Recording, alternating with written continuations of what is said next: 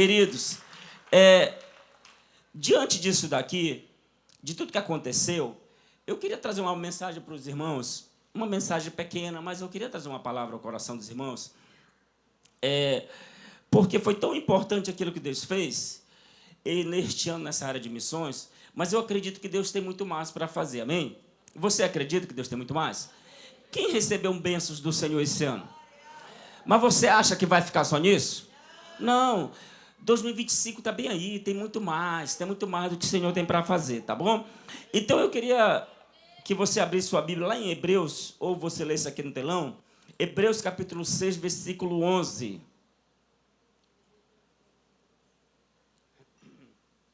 Hebreus capítulo 6, versículo 11, que diz o seguinte: desejamos, porém, continue cada um de vós mostrando até o fim a mesma o quê?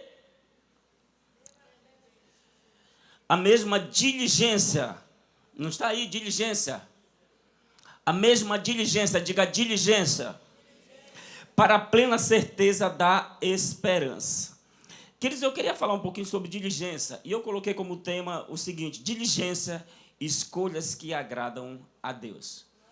Queridos, nós precisamos ser diligentes em tudo que nós formos fazer. Você concorda comigo? Eu tenho trabalhado diligência na minha vida. Eu, com minha esposa, a gente conversa muito sobre nós sermos diligentes. E agora eu estou trabalhando diligência com o meu filho.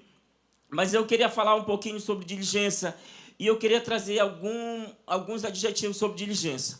Diligente é um adjetivo atribuído a qualquer pessoa que realiza determinada atividade de maneira, diga, rápida, eficaz e responsável. Você começa a dizer: será que eu sou diligente? Comece a fazer uma autoanálise sobre você.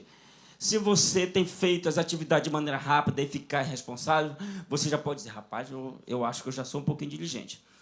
Ele é utilizado para descrever a qualidade de uma pessoa que é ativa, aplicada, zelosa e cuidadosa. Então, mais uma característica aqui, mais um adjetivo de pessoas que é diligente. Juntando nisso, isso é o quê? Pessoa que tem muito empenho, cuidado em fazer bem feito. Você faz as coisas bem feitas? Eu quero fazer essa pergunta para você. Você faz as coisas bem feitas lá no seu trabalho? Sabe, ou você está lá, você entra lá no trabalho e você diz: rapaz, eu entro aqui, não vejo a hora de ir embora para casa. Sabe, ou você chega lá na escola, você entra lá, meu Deus, não vejo a hora de ir embora daqui. Sabe, você faz bem feito aquilo que o Senhor te chamou para fazer? Sabe por quê? Porque se você faz, você tem se encaixado aqui. Porque se você for olhar o texto acima, a carta dos Hebreus está dizendo: olha, desejo, porém, que continue cada um de vocês mostrando até o fim a mesma diligência. Ou seja, ele está dizendo que eles já estão praticando a diligência. Ele está dizendo: vocês já estão praticando, mas eu quero incentivá-lo a vocês fazerem o quê? Mais ainda. Amém? Amém? Então, queridos, baseado nisso, eu queria te falar algumas coisas. Em Provérbios, capítulo 10, versículo 4, diz o seguinte: quem trabalha com a mão ociosa fica o quê? Pobre. Mas o que trabalha com diligência aí? Ou seja, nós precisamos ser diligentes. Se você só recebe o seu salário e você não sabe administrar, você não é diligente com ele, você não age com sabedoria, o que acontece? Logo acaba. Logo, vai embora. Não tem como. Se você não for diligente, no final do mês, você não se organizar, você não se preparar, no final do mês o gás acaba, você diz: e agora, o que é que eu faço? Não dá para ligar para a mamãe, né? Não dá para ligar para o papai. Então, nós precisamos ser diligentes. Ser diligente, querido, significa se destacar pela dedicação, cuidado, excelência em tudo que faz. E um dos maiores exemplos aqui, eu nem anotei aqui, eu lembrei hoje de manhã, um dos maiores exemplos que dá uma pregação todinha de José. Porque, queridos, pensa no cabra diligente. Pensa em um homem que era diligente em tudo que fazia. Mesmo que estava fazendo para os homens. Ele era diligente, ele era alguém aplicado. Amém? Então, queridos, olha só. Por que, pastor, você quer falar essa palavra? Porque olha só o que está escrito em Eclesiastes 9:10. Tudo o que você tiver de fazer, faça o quê? Amém? O melhor que puder. Pois no mundo dos mortos não se faz nada. E ali não existe pensamento, nem conhecimento, nem sabedoria. E é para lá que você vai. Irmão, não tem jeito. A senha sua pode ser amanhã ou a minha. Eu não estou tacando terror na tua vida, não, viu? Último culto, eu não quero tacar o terror, mas eu quero te falar o seguinte: nós não sabemos o dia de amanhã. Nós não sabemos. Então, nós precisamos ser diligentes, nós precisamos se preparar, se organizar. Não estou dizendo que você vai fazer as coisas de qualquer jeito, não. Ah, pastor, já que eu não sei o dia de amanhã, eu vou fazer tudo de qualquer jeito. Não. Você precisa se organizar, você precisa ser diligente. Lembra que a palavra aqui é diligente. Mas o certo é que depois de morto não dá de fazer nada. Amém? Não dá para fazer nada. Eu estava lembrando que alguns dias atrás eu fiz 22 anos. Que eu converti, rapaz. Que eu entreguei a vida para Jesus. Fez 22 anos, querido, que eu entreguei a vida para Jesus. E eu vou te falar uma coisa.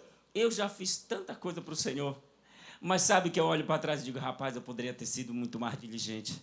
Eu poderia ter feito muito mais. E eu fiquei tão feliz esses dias, querido, lá em Monte Alegre.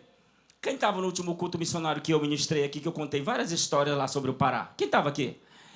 Você lembra que eu falei de uma comunidade que eu fui evangelizar e cheguei lá, o presidente da comunidade não deixou nós realizarmos o culto, porque era um culto de igreja, como ele chamou, de igreja de crentes, e igreja de crente não podia realizar culto lá na comunidade, porque na comunidade não tinha ninguém que conhecia Jesus, e eles não aceitavam se pregar o evangelho ali. Eles não aceitavam. E nós passamos uma semana lá evangelizando. Vou só resumir para você. Nós passamos uma semana evangelizando lá, fazendo amizade com o pessoal. Nós ganhamos uma pessoa para Jesus. Uma pessoa para Jesus durante uma semana. E nós saímos de lá frustrados.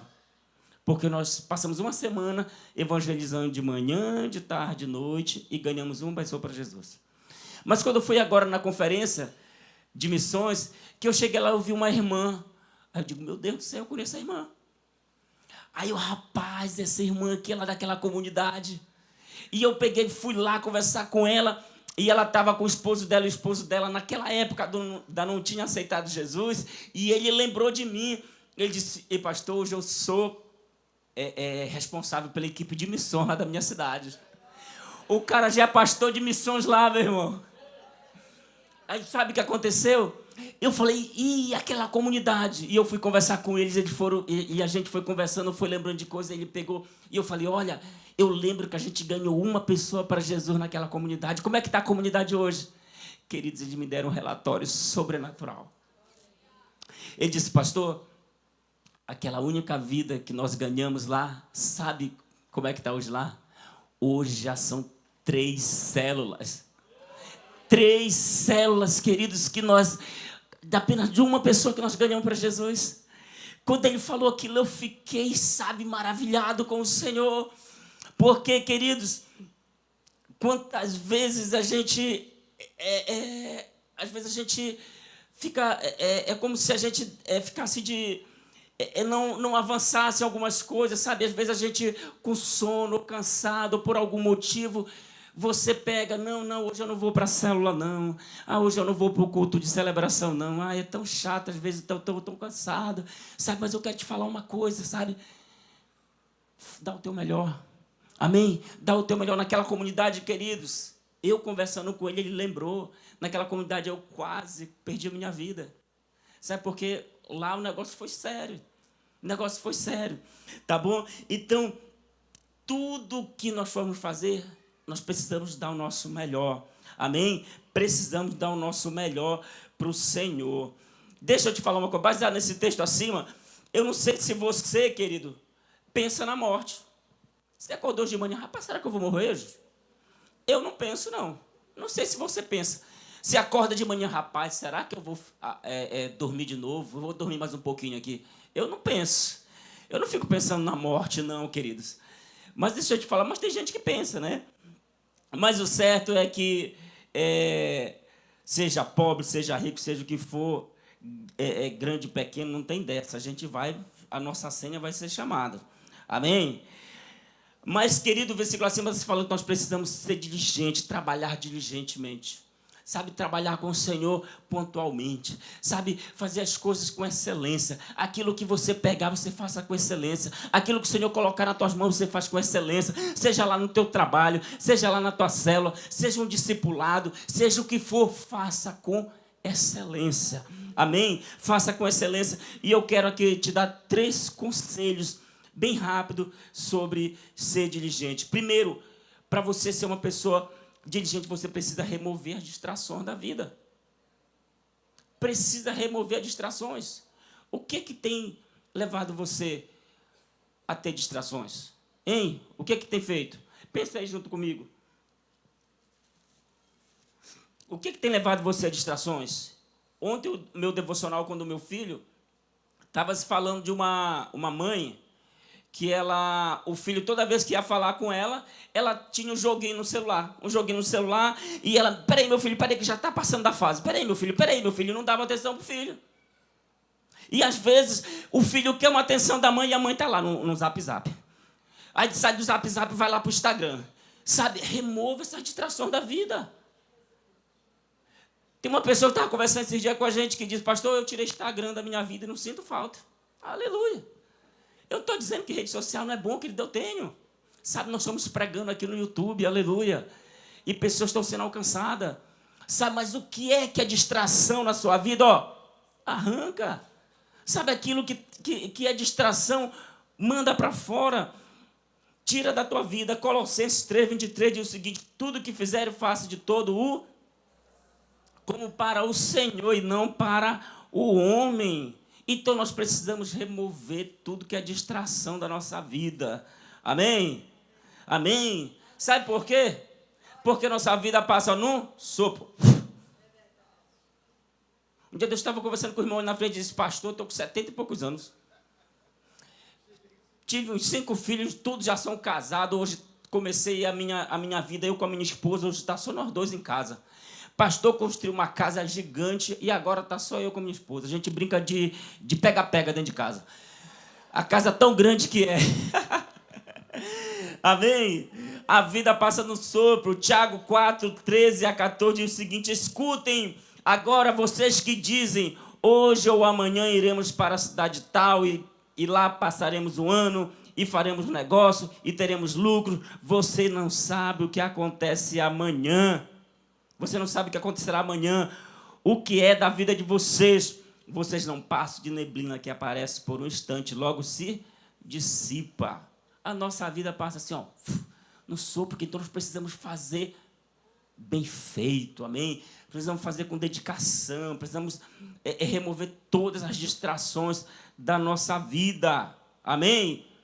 Se você já está fazendo, eu tenho certeza que você vai olhar com muito mais critério ainda isso daí. Amém? Segundo, nós estávamos no Monte Alegre e o pastor Danielson ministrou uma mensagem, o seguinte, faça mais um pouco. É o que ele está dizendo, o texto estava dizendo, ei, você já é diligente, amém? Faça um pouco mais. Você já está sendo diligente, faça um pouco mais. Fazer o quê, pastor?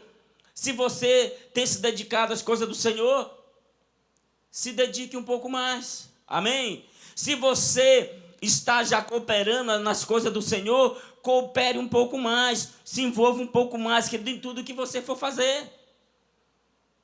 Eu aprendi uma frase aqui no Maranhão, que é o seguinte, sabe, eu quero que você chegue lá com o seu líder e você atribule ele.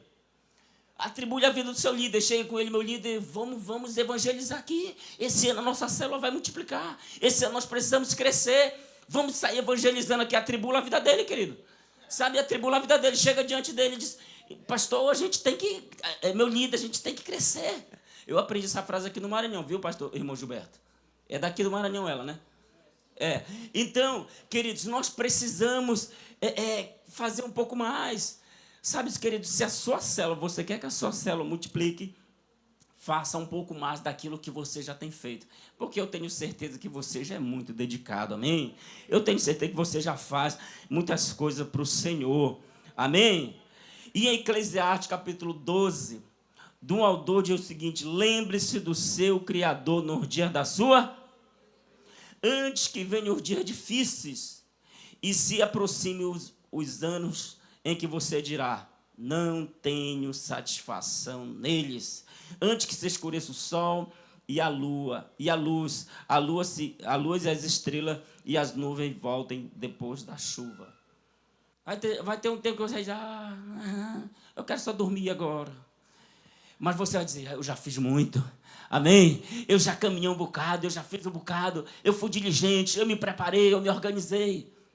Esse dia eu estou ensinando finança para o meu filho. Não sei se você já está ensinando para o seu filho. O meu filho tem 8 anos. Eu não podia passar, queridos, num lugar: papai, eu quero milkshake. Aí eu passava para o outro lado: papai, eu quero isso. Eu digo: meu filho, eu quero ensinar para você um princípio de diligência nessa área financeira. A partir de agora, o papai vai dar um valor para você mensal e você vai administrar. Você quiser, você vai lá e compre. A gente ensina, queridos. Ensina. Eu falei: quando a gente sair junto para lanchar, o papai vai comprar para você, mas no momento que você quiser. Queridos, eu peguei e estava conversando com ele, explicando: olha, a primeira coisa que você vai fazer é tirar dízimo, depois você vai separar a oferta. E ele foi percebendo que o dinheiro ia acabando. Ele foi percebendo que o dinheiro ia acabando, irmãos. E ele nem foi para o Pasquides hoje, está bem ali. Mas deixa eu te contar. Ele: papai, eu vou ficar só com isso aqui. Eu disse: não, meu filho, isso daqui é depois que você dizimar, você ofertar e tudo. O certo é que Deus, você tem que ofertar ao Senhor. E ele pegou, fez tudo direitinho lá. E aí ele pegou, o que foi que eu fiz? Eu peguei o montante e dividi em 30 dias. Porque eu disse para ele: dia 27 vai ser o dia que o papai vai dar para você a sua mesada. Dia 27 não é dia 26, viu? E nem dia 25. Se você tiver apertado, economize, que o papai só vai dar dia 27. E aí o que aconteceu? Ele pegou: papai, e se no dia 26 eu tiver uma promoção e eu precisar de uma antecipação? O senhor desconta um dia. O senhor desconta um dia e aí a gente... E eu peguei...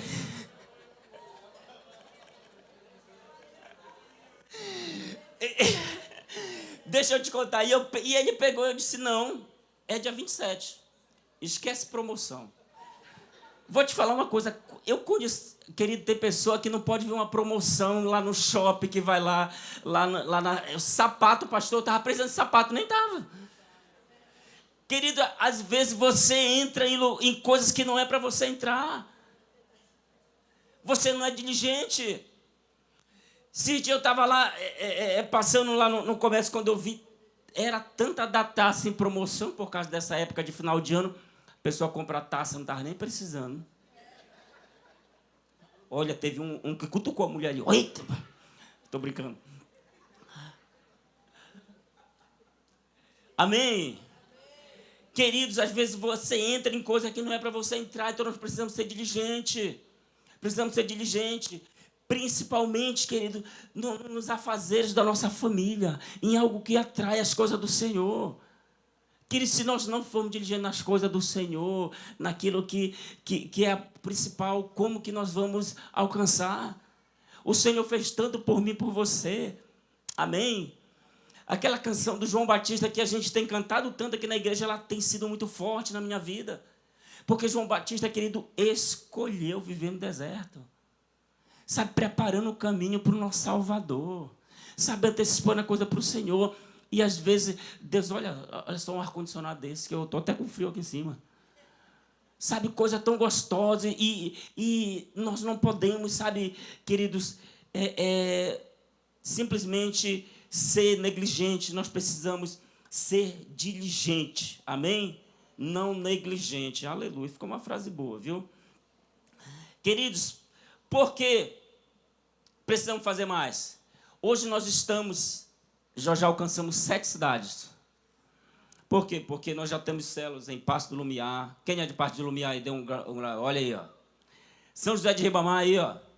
Eu sou de São José de Ribamar. Tem mais alguém aí? Olha aí, ó. Raposa, tem alguém de Raposa aí? Olha aí, ó, tem gente de Raposa aí, ó.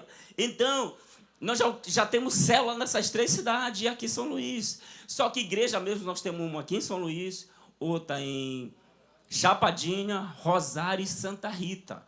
Então, nós já temos 4 igrejas. 4 igrejas funcionando com culto top das galáxias. Mas deixa eu te falar uma coisa, tem mais. O Senhor quer alcançar as outras cidades.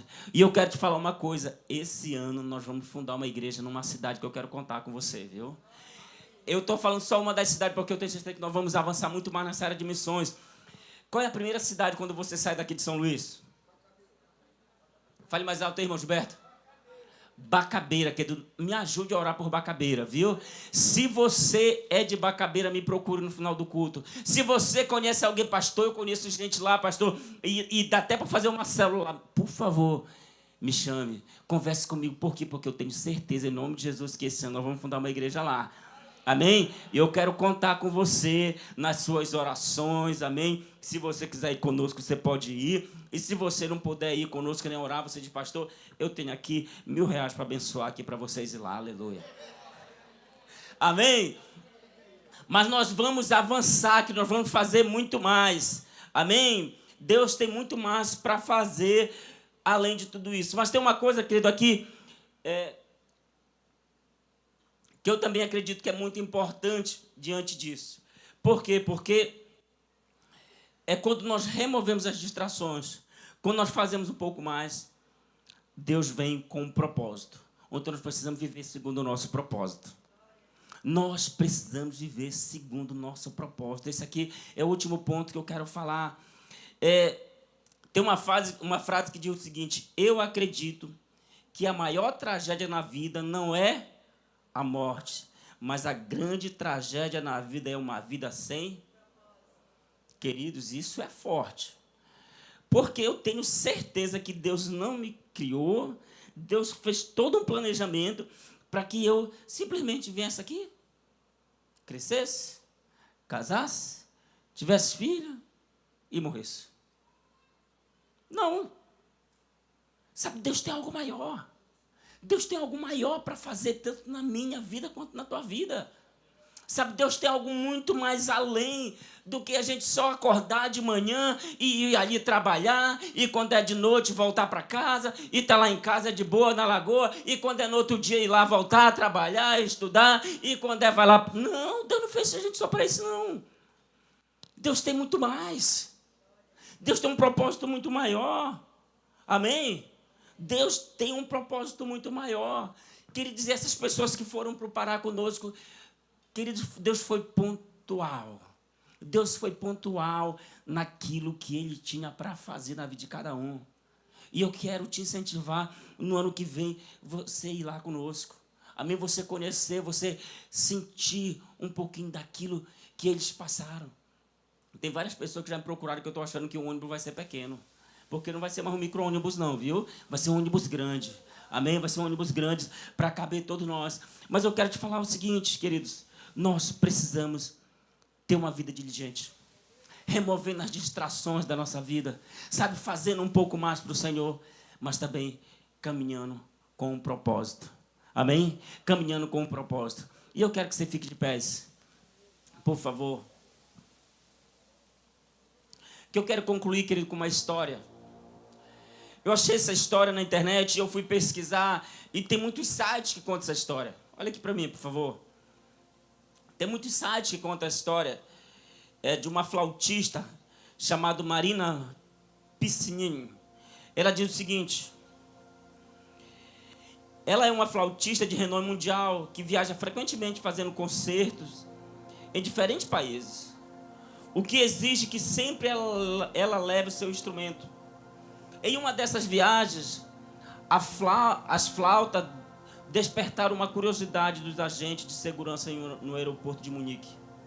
Fizeram-na abrir o estojo e montá-las. Por algum motivo, mesmo depois de tudo estar montado, eles ainda tinham suas dúvidas.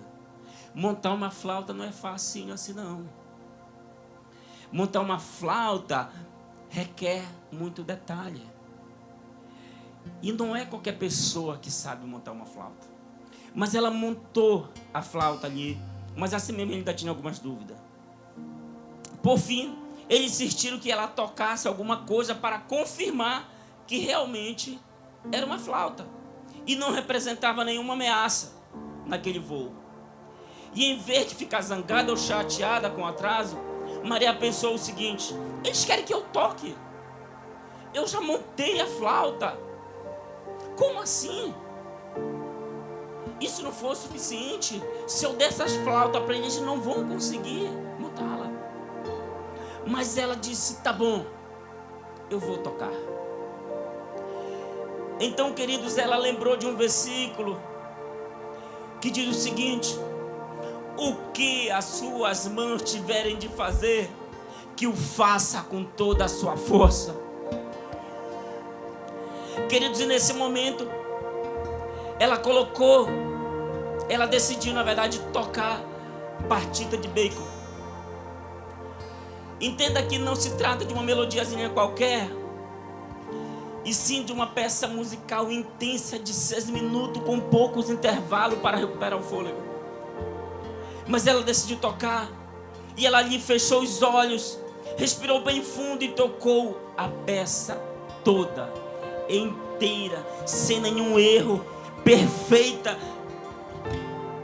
E diante da pressão, porque os agentes estavam ali, qualquer erro ali naquele momento podia ser fatal para ela, podia ser presa. Mas ela fechou os olhos, lembrou do versículo e começou a tocar. E quando ela abriu os olhos, queridos, viu que muita gente tinha se juntado ao seu redor naquele terminal. E todo o terminal estava em silêncio. E todos estavam estáticos e de boca aberta. E quando ela terminou de tocar, que ela abriu os olhos, as pessoas começaram a aplaudir, começaram a gritar, pessoas chorando, pessoas se emocionando. Foi quando os guardas liberaram ela, até os guardas emocionados. Sabe, queridos, eu quero te dar uma palavra: o que você for fazer, faça com toda a sua força. Não faça como se fosse para homens, faça como for para o Senhor. Faça como for para o Senhor, porque eu tenho certeza que você é uma pessoa diligente. Faça como fosse para o Senhor e não para homens.